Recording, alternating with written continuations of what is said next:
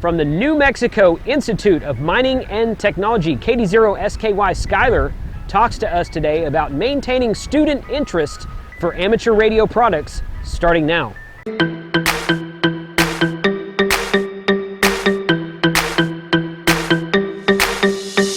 Hi guys, good afternoon.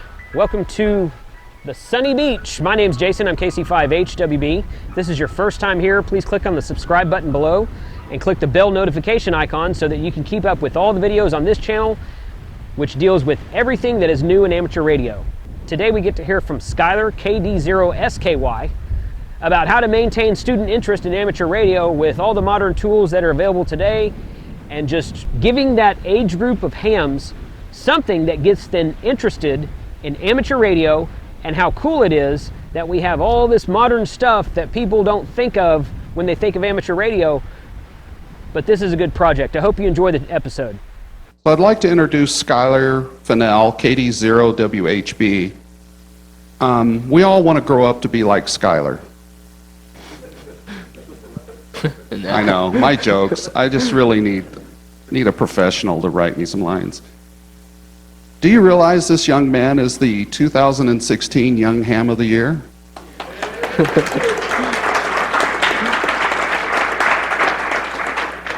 So ham radio and future engineers are in good hands, and Skylar and his troop that are over here. I'd like for everybody in here to really spend some extra time with these young engineers up here. Everybody being an engineer? Any political scientist? No? Okay, so there is a future for them. So you oldsters in here, spend some time with these youngsters. But I asked Skylar, well, I got an email and they said, hey, there's New Mexico Tech is, an hour south of here in Socorro. And, can these guys, so TAPR has paid their way up here, so. Thanks. Because we want young folks here, and we want to learn from you. So I asked Skylar if his group would give us a talk. So here he is. He's going to let us know what they're up to and teach us old dogs some new tricks. So take it away, Skylar. Yeah, good morning, everyone. And I'm Skylar, and I just got this new call like a couple days ago, so it still says KD0WHB, but I don't know, I kind of forgot that I submitted it, and that was like my second choice, but it's KG0SKY for now, so that is my call. And I am part of the Tech Amateur Radio Association in Socorro, New Mexico. It's our school club, and basically today I'm going to talk about how I maintain interest and how we keep students doing stuff in the hobby and interested and licensed.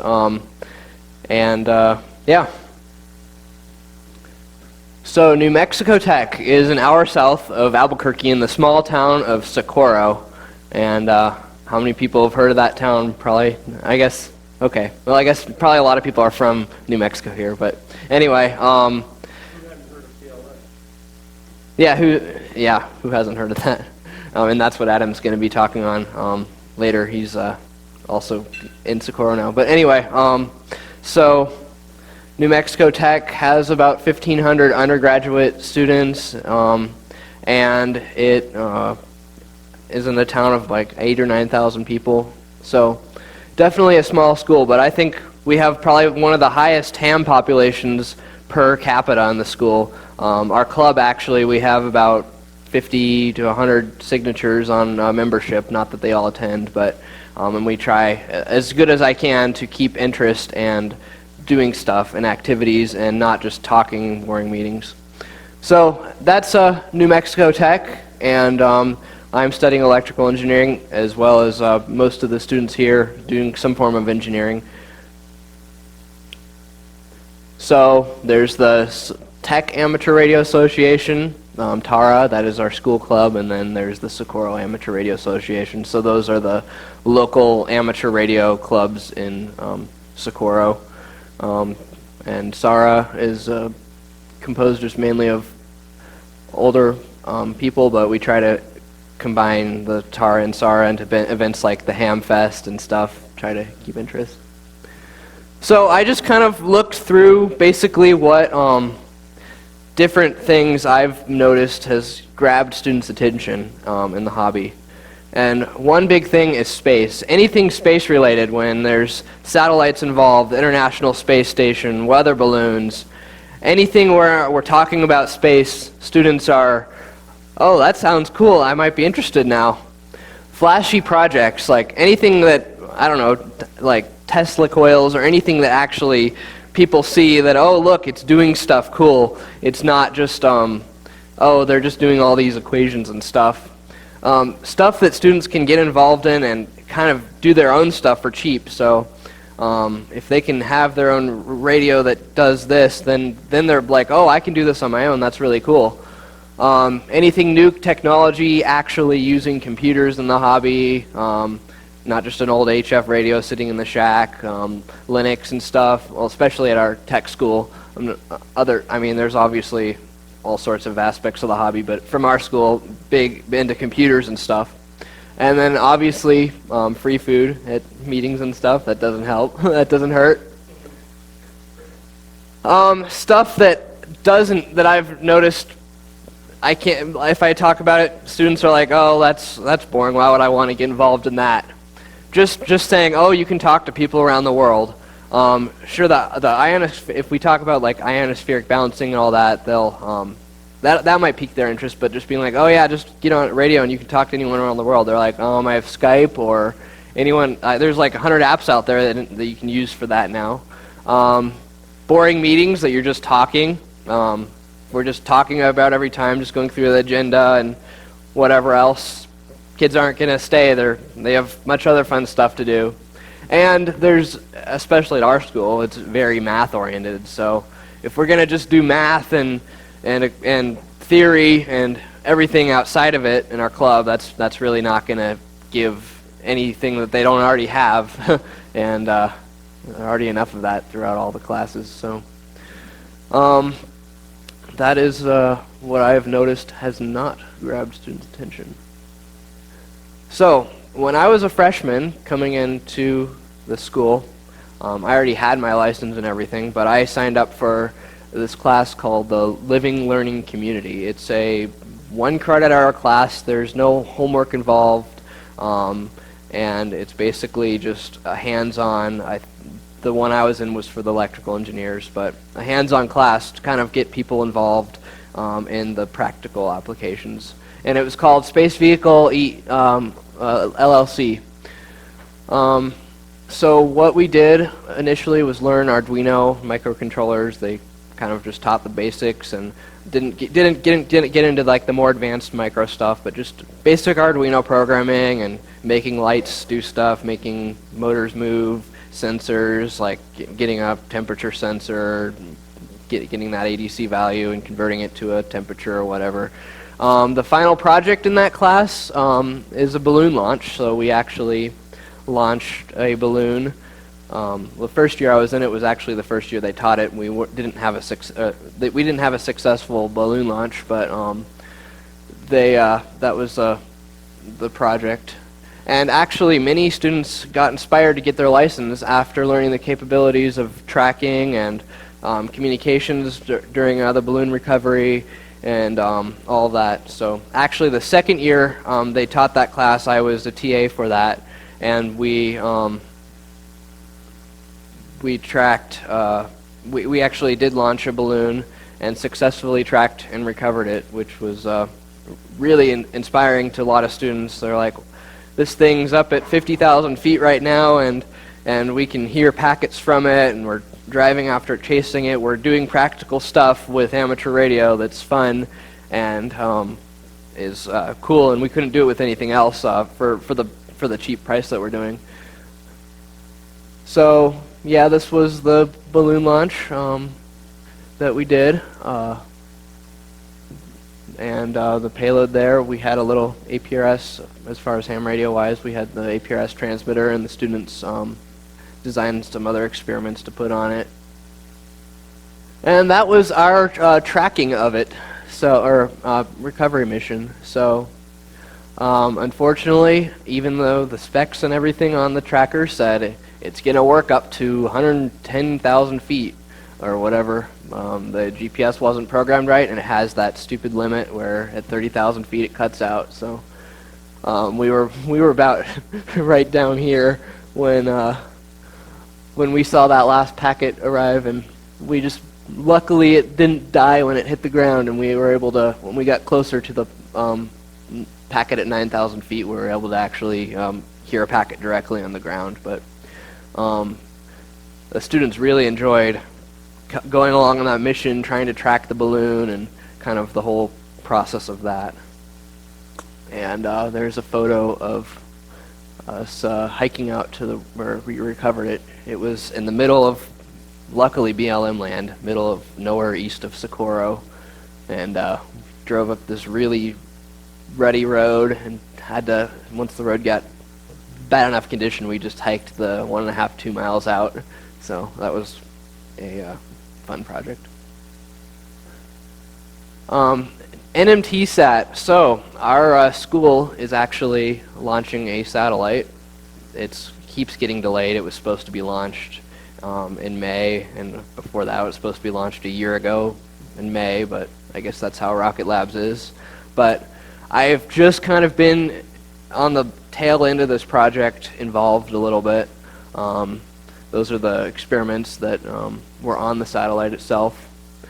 But it needed a ground station, and we just had some kind of random equipment laying around, so I got recruited to help work on the ground station, and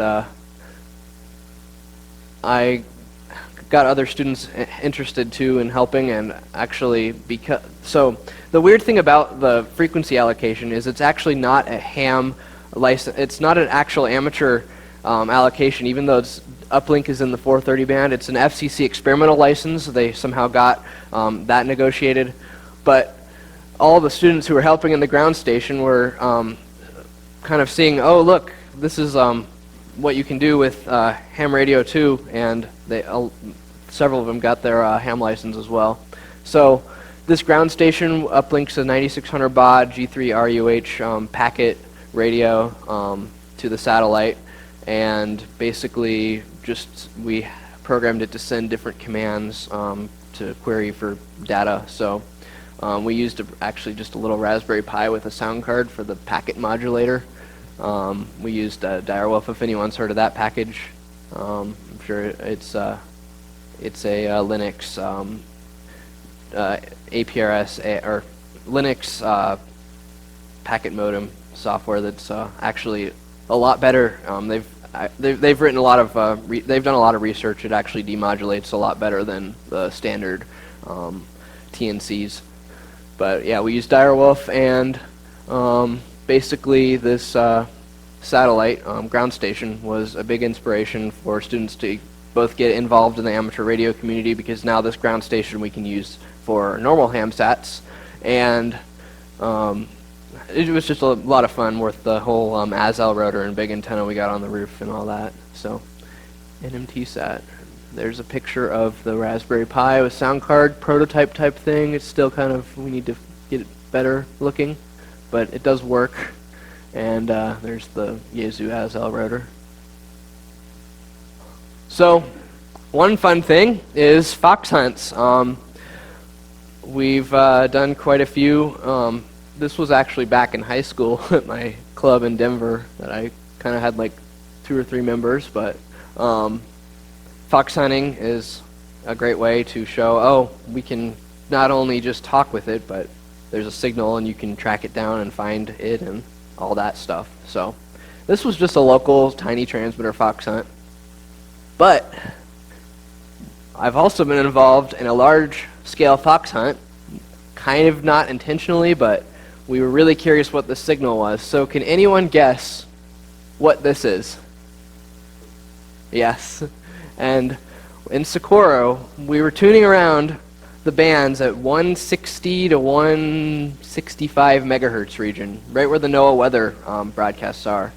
And we just heard all these tones, like it was like an FM modulation, and we just heard, and we're wondering, what are all these tones around the band? And I thought it was local interference, and we kept, we heard it all around town, and then about a year later, we finally decided, you know what, let's do a project and figure out where these are coming from.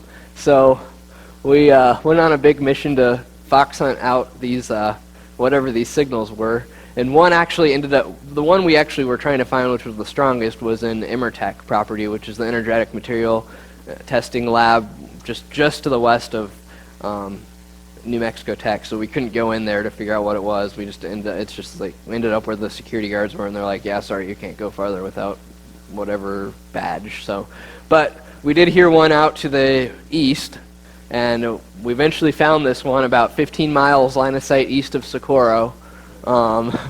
And that Yagi antenna is pointed right towards Socorro, and it was just a steady tone on 162 megahertz. So it was really exciting for all the students to figure out, oh, hey, that's where the signal is coming from, and we found this remote station in the middle of nowhere.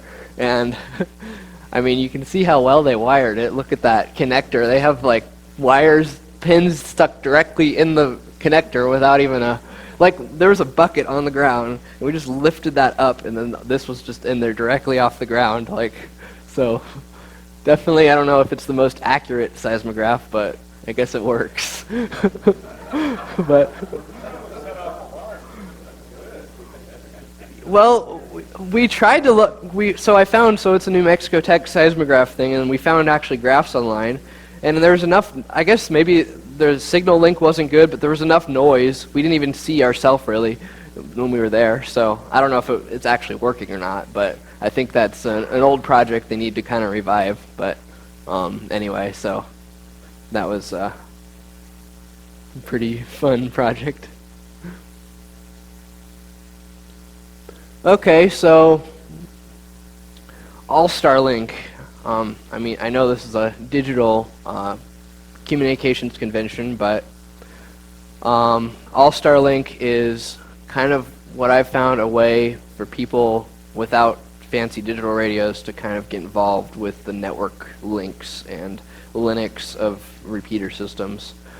So a lot of kids, they get their technician, they're like, oh, I want to use my VHF, UHF frequencies, but I only have enough money for a Baofeng. So basically what we've done is we've put an AllStarLink repeater up on top of our school for very cheap. We have one Raspberry Pi, one little modified USB sound card, and two little Motorola mobile radios, a little flat pack duplexer, and some coaxial antenna, and it works really great just for local campus coverage. Obviously, it wouldn't be a good repeater if we put on a mountain or anything.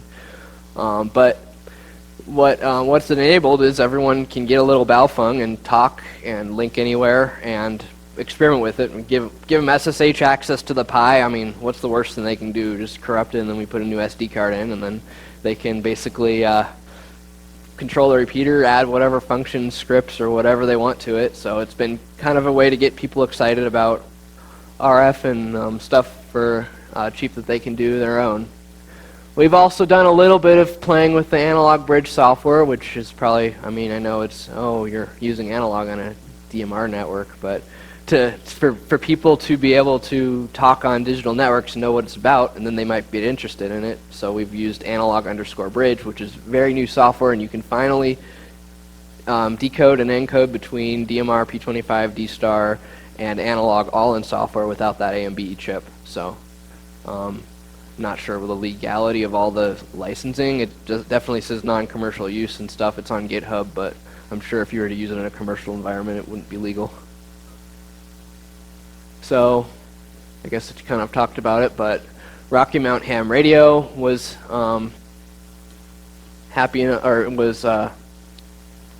generous enough to donate some repeater parts for that project. And there's Brian, I guess the president of RMHAM, and some members of our club in our little club room down at New Mexico Tech. And here's us soldering together a little repeater controller and just that little sound card. So it does all the audio in and out. And then there's someone logged into the repeater remotely on the Linux session. Well, that's Hayden right there, messing with the repeater IDs and all the scripting and stuff for it. And then here is installation on the roof of our school. So we finally got permission to get it up on the roof, and there's us putting up a mast, and it's just a little fiberglass Diamond X50 antenna. Oh, hey, there's a laser. But anyway, that was the install process. And then just a little bit of fun with AllStarLink. There's our little node in Socorro, and then I've got a data center hub that we link it all into, and then some other nodes in Colorado from where I'm originally from. So just some cheating using the internet fun. So we finally got permission to go up onto West Peak, which is the mountain just to the west of Socorro. That is an Emmertech property, but we finally got go ahead there. Here's the little site. I think this is from like 10 years ago, so it's probably a lot more populated with antennas now, but we'll be in this little building. And there's the M west of the school, and then there's where our repeater will be. So we finally gathered enough parts and enough equipment to be up there, but just for now it's an analog repeater because unfortunately there's just not enough DMR, D-Star, P25 Fusion users in Socorro. I can count the amount of people with the digital radio on one hand almost. So we're just going with an analog UHF FM repeater for now. Maybe we'll think about some digital in the future, but so that'll be really fun for students to be able to go up on this site, see we're putting up this remote station, and it's got to be reliable. We have to have it last, and then we can talk to it from down on campus, or even you can hear that site from Albuquerque. So that'll be a lot of fun. Another fun event that we've done to grab student attention is the QSO party. The New Mexico QSO party was this event we operated last year. We operated 100% solar. Here's our little solar panel, and then we just built a little 20-meter vertical. Wasn't the best antenna, but it worked. And we talked for the QSO party, so that was kind of a good event to get students to be like, hey, they're operating portable, they're doing stuff in the middle of the desert, and they can talk to people around the world just using their own signal. So we have some students there, and this was like April last year.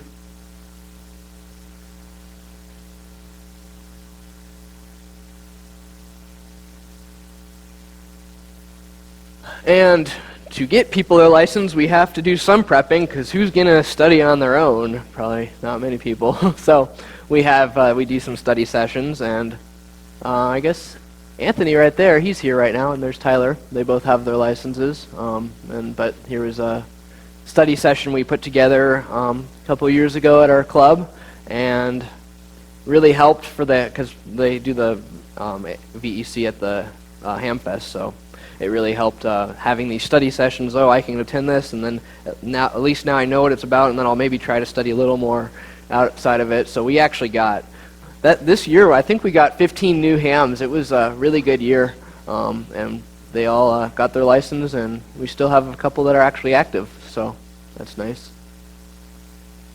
And now I'm going to have Tyler talk a little bit about how he uses ham radio in search and rescue. He's part of the Socorro Search and Rescue Club, and yeah. There might be a button somewhere. Hello. All right, yeah, so my name's Tyler. My call sign's KI6WSS. I got it in California back in about 2011. So I primarily use ham radio. I'm a member of Socorro Search and Rescue. I wasn't actually sure I was going to make it today because I spent the last 2 days getting my butt kicked on a search in Magdalena. But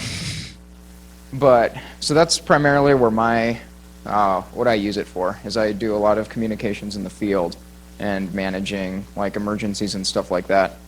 And also one project we're currently working on with the team is setting up a crossband repeater that hopefully can be carried in and deployed somewhere on a mountaintop for searches like this, when you have, search teams with some sort of physical obstacle like a mountain in between your base and your actual search teams. We've done a bunch of stuff with search and rescue. I'm doing a little bit of APRS with it, and then also I think up in October we're going to be doing some direction finding, basically a fox hunt, and simulating searching for beacons from downed aircraft. So it's a lot of fun. Most of our team has taken the ham test and is licensed as technicians, and I just upgraded to general. So, Nice. Do you want to talk about Off-Road Club too? I added that slide if you want. Yeah.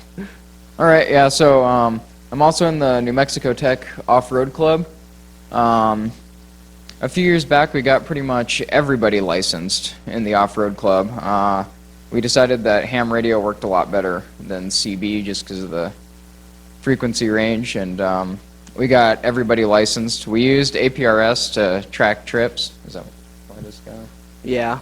Okay. Yeah, so we built an APRS system that we put in my truck to track my sort of long trip here. I couldn't find the actual photos, so I just put random ones up, but... Oh, okay.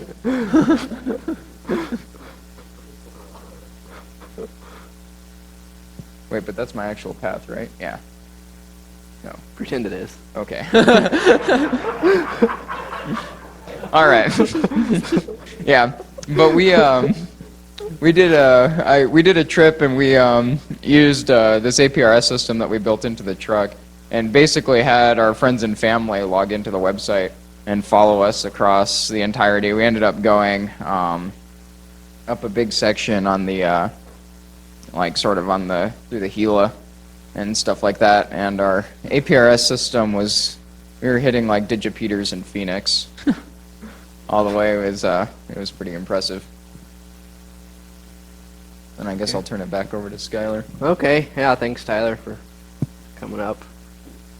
So, yeah, we built a similar unit to this Pi with the hat. We actually had just a Pi with the Direwolf software, and then a sound card, and then a random VHF Kenwood radio we found on eBay for like $30, and so we had a nice 40-watt APRS beacon out when he was in the middle of nowhere. So that was a lot of fun, getting a different student group involved than just ourselves in the tech amateur radio, kind of spreading it to other clubs. And yeah, I wish I had his track, but I guess the APRS.fi website doesn't store stuff over a year old or something, and I couldn't find it. So this is just another random thing that kind of looks like what he did. So it works. Okay. I'm going to have Anthony talk now. He got licensed when he was a freshman here, and thanks a lot for coming up, Anthony. Yeah, thank you. I'm really new to ham, and I didn't start until college, and I enjoyed it a lot. I was part of the space vehicles class that Skylar was talking about, where you launch a balloon, and I just wanted to be part of the communications team with it, and I didn't know much about ham. I didn't know about the community or anything like that. So I joined Tara to help me with the test. You know, we did projects that really helped, and the study session. So once I was able to get my license, I went to Hamfest, and I realized how many people there were and how big this was. I was able to talk to so many people, and I didn't realize like how involved everyone was, especially in the small town of Socorro. So I really got interested through the community, and I learned a lot through there, but also through the projects that Tara held. You saw the repeater project that they had, but they also had a bunch of smaller one-off projects like we did. I built a transmitter from a kit, and then we also just had a fun one where we ran a line across some buildings on school and used that as a transmitter or as an antenna. And that was a great experience because it was really hands-on, and it's not new stuff, but it was still something that I found interesting. And I think that's something that would really interest more people in ham, is if they're from a starting level, you know, just the basic stuff. So, yeah. Thank you. Okay, well, thanks so much, Anthony. And that's all I have for the students talking. And I am a little bit short on time, so I'm going to now kind of bring it up to what questions you have to me, what suggestions would anyone have maybe on other projects or stuff we could get young amateurs interested in it. So what input from the audience?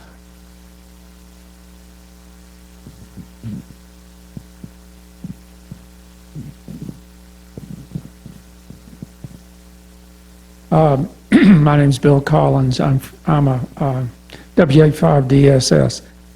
I'm a retired faculty member and interested in getting a program going at the small school where I taught. What do you think an old geezer can do this, or do you need to get somebody like yourself that's really interested to motivate the students?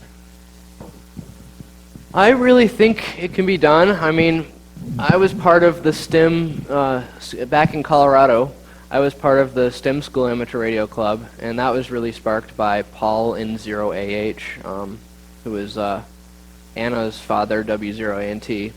And they had a whole lot going. They did 3 or 4 balloon launches, they did fox hunts, they did, he recruited me to put up a repeater on that school too. And so I really think that it can be done, but if you can find maybe like one student who has a passion and get him kind of maybe to spread his interest to other people, that would be a big help. Does that kind of answer your question? I have one more. How do you work this around the other stuff that you got to do? I mean, is it better to have projects going at the beginning of the semester? Or sort of plan things? I mean, I know that in November things got to get hot and heavy as far as tests and papers and all that. So when do you plan most of your activities? Or you just say, well, let's blow off the exam and let's go?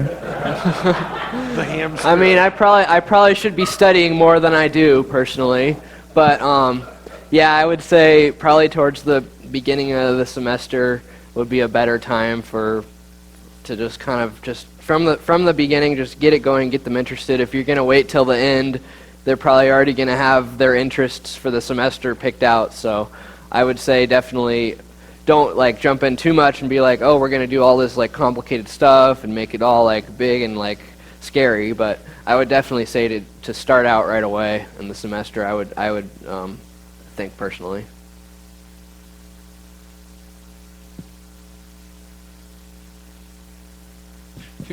I have a question. I've been involved with an amateur radio group at a large university in Austin, Texas, and question about these study groups. How do you run them? And I've actually run study groups, or classes for young hams where there's a lot of same comment as before, a lot of interest early in the semester, and then it kind of trail off. How do you do these to keep the interest, keep it short, and keep people getting into the actually taking the exam? Well, what we did is we just had, kind of like study cram sessions. We have the Socorro Ham Fest every October, so we wouldn't really do much as far as the studying throughout the semester. We just do more projects and stuff. But then, like a couple weeks before, when people are like more serious about it, because everyone procrastinates, so they're not gonna like remember, oh, 3 months ago I did this study thing for this ham thing. So, like 2 weeks before, we just did these little cram sessions where we'd be up there for an hour. We'd talk through a bunch of questions, or for a couple hours. We'd talk through a bunch of questions, like as kind of a group, and see if anyone has questions about different topics. They're going to have to do something on their own, but it kind of gets that interest right before the test that kind of adds more pressure, I guess.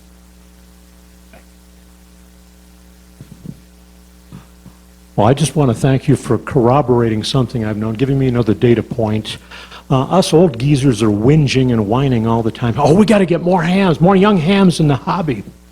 And it's nice to hear somebody say, a young person say, don't give me stuff that I can do with my cell phone. It's got to be something interesting and new, and free food is good. And I suspect unwritten was free beer, too. Yeah. So I have a question, too. Yes. So as a TAPR guy and a member of the Old Geezers Club here, what could us old guys do to help you? I see you use a lot of Raspberry Pis. You made a reference to, well, we're students, we don't have much money. So if you were to need support from us, what could we give you? Could we give you, other than just more like pizzas or something? like money, balloons, Raspberry Pis, hardware parts? Or what, is there something that? You know what I would really say is probably the higher end software defined radio stuff that's not the RTL, stuff that you can actually transmit and receive with.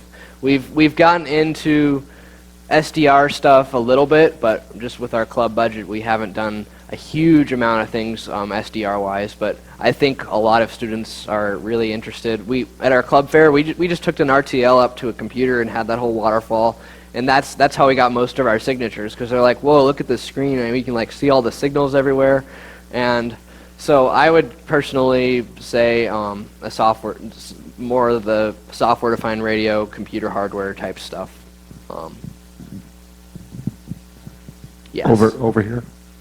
So I have a follow-on to that. I mean, he's asked the question, you've replied, say, hey, more higher tech SDR, but does that actually change the curriculum at the school and include that technology into the learning process? Or is that just an ad hoc, out-of-class effort that uses the technology in a non-directed way?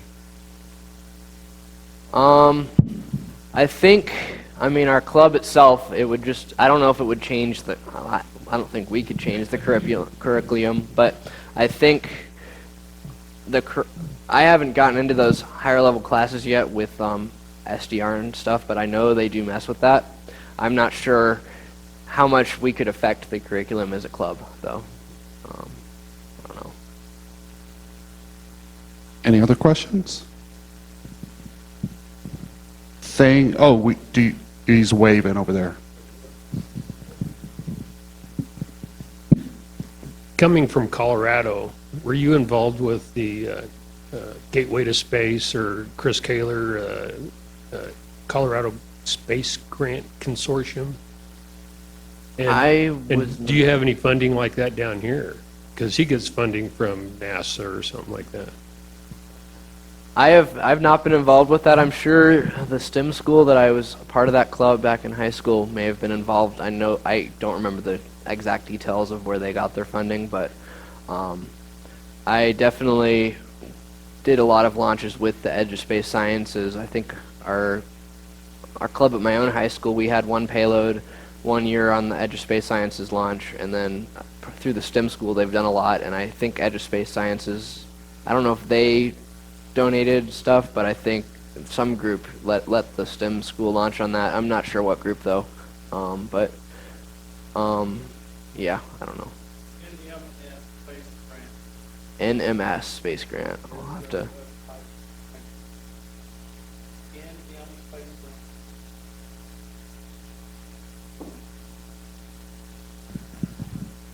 Okay, any other questions, comments, suggestions? Okay, so I ask that all of the members of the Old Farts Club spend extra time with this front row of youngsters over here today, okay? And mentor them, help them. Not only do donations help, but they also need people to be active and helping and mentoring, right, Skylar? Yeah. And I'm sorry that it's only been 36 minutes instead of 45. No, don't be sorry. Question. Since you have a little bit of time, could you say something about your Young Ham of the Year activities that afforded you the award? Okay, yeah, so I think a big thing was the Courage Classic Bike Race. If anyone's heard of that, that is back in Colorado. It's a big 2 or 3 day event. They've changed it over the years, but it's an 80-mile bike race covering 3 mountain passes. It's a Children's Hospital fundraiser. And that really got me interested in the practical applications of ham radio, because we had to use 3 or 4 different repeaters to maintain coverage over all the passes. We used APRS to do digital messaging and see where all the support vehicles were. We'd use simplex and relay and all sorts of fancy stuff that was just kind of exciting for me. So volunteering at the Courage Classic Bike Race every year was a big thing. Another thing is I have a friend named Jeremy, W0JRL. He is completely blind in Denver, and he is an excellent Linux guru. He made his own image for AllStarLink, and is really interested in ham radio, and he has his own little apartment repeater. So I'd help him with all the hardware stuff because he couldn't see, obviously, and then he would help me with a lot of learning the software and stuff that I didn't have as much. I didn't know as much about, but so with him, and then just different ham radio volunteer activities, different technical things I've been interested in. So I like to get my feet wet in a lot of different portions of the hobby. Yes. My own image, or just one to download. Jeremy W0JRL, he's written his own image that I've tested and stuff, so we have that for the Pi. And then there's just on the normal AllStarLink website, they've got just ASL 1.0 or whatever for the Pi. So yeah, they have it for the Pi, and there's also Doug Crumpton there's WA3DSP. So there's about 3 or 4 images out there on the internet, but they all work pretty well. Yes. Are any of the faculty members hams? I think 1 out of 3 or 4 of the EE professors has his ham license. I think there's more maybe 2 out of 5 or 6, I'm not sure. Our advisor obviously has his ham license. I think he teaches sometimes at school. I don't see him too often, our club advisor, just to get his signature. But anyway, and I think a lot of the Socorro Amateur Radio Association members that I'm involved with are either professors or retired professors or something. So not a lot, but a few are hams. When are your meetings, and are you looking for presenters or topics to tell people to come in and give you a presentation on particular topics? The Tech Amateur Radio Association, we have meetings on Wednesdays, which is the same time as the Socorro Amateur Radio Association, but they're the first Wednesday of the second Wednesday of every month. So I actually this semester they got me to do president at SARA, so now I'm the president of the Socorro Amateur Radio Association. No one else wanted to do it, but anyway. So I do that the second Wednesday of every month, and then the third Wednesday, I guess the Socorro one has lab night, but I guess the first and third Wednesday are when our main TARA meetings would be. And I would think either SARA or TARA would be happy to have someone present. Our club room's a little small, but the Socorro Amateur Radio Association has a big, nice place at the Socorro County EOC. So yeah, we'd be happy for a presenter. So Skylar, we call that no good deed goes unpunished. Yeah. It's been conjectured by a lot of hams that the maker movement should be a great source of new young hams. Do you have a maker movement in your school or area? I wish I could say more than we have. I really want to see like a hackerspace type, just place where students can go and mess around. I haven't seen as much as I wanted to, so maybe that's something to work on a little more. Because I mean, obviously we've got all the labs and everyone kind of working on their homework for school, and they're like, well, I just want to get this done with all this, blah blah blah. But I want to see more of the, oh, this is fun, I want to work on this project for fun, and obviously there's no time limit, and I can just work on it when I can. But it's not just like, oh, cram in all the school and math and all that, and I'd like to see more of a, I want to do this, it's fun to do, let's play with this, than, oh, I got to get my work done, go to this lab and get this project done, then I can do free time of not just whatever, not technical stuff. But I think a little bit we have that. Okay, let's take one more question. Can you do experiential learning projects for credit? Like senior projects or something like that, capstone? Yeah, we have like junior and senior design projects, and I'm sure there's probably some credit involved, probably not as much as you'd think on doing extra stuff for fun for credit. Everything I do mostly isn't really for credit that I do for fun, but I guess it doesn't hurt your resume, but maybe I'll, yeah. It doesn't hurt the resume, and also what I did in college is I basically my whatever was project-based or lab-based, I always made it ham radio.